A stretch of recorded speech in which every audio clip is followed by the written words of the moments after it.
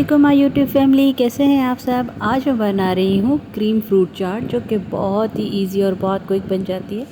बहुत मज़े की बनती है ये फ्रूट चाट और बहुत ही इजी है। तो तकरीबन रमज़ान में मैं तो डेली बनाती हूँ और ये सारी चीज़ें चाहिए मुझे क्रीम फ्रूट चाट बनाने के लिए।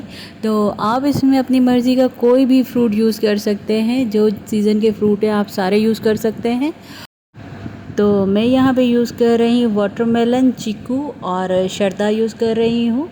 और उसके बाद मैंने इसमें एप्पल और बनाना, और आप इसमें खजूर भी ऐड कर सकते हैं। ठीक है, खजूर की गुठली निकाल के और खजूर भी ऐड कर सकते हैं।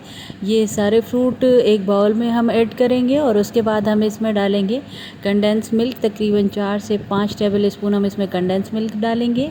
और उसके बाद हम इसमें शामिल करेंगे क्रीम, फ्रेश क्रीम शामिल करेंगे। तकरीबन 1 से 1.5 पैकेट यूज़ करेंगे यहाँ पे। अभी मैंने इसमें 1 पैकेट डाला है और इसको करेंगे अच्छे से मिक्स। अगर मुझे ज़रूरत हुई तो मैं इसमें थोड़ी सी क्रीम और ऐड करूँगी। ठीक है, अच्छी तरह से हम सारे फ्रूट्स को कर लेंगे मिक्स, ताकि हमारा जो कंडेंस मिल्क है और जो हमारी क्रीम है वो अच्छे से मिक्स हो जाए। तो मुझे यहाँ पे क्रीम थोड़ी कम लग रही है, तो मैं हाफ़ पैकेट इसमें और यूज़ करूँगी क्रीम। और क्योंकि ये क्रीमी चाट है तो बहुत मज़े की बनती है, क्रीमी क्रीमी सी होती है।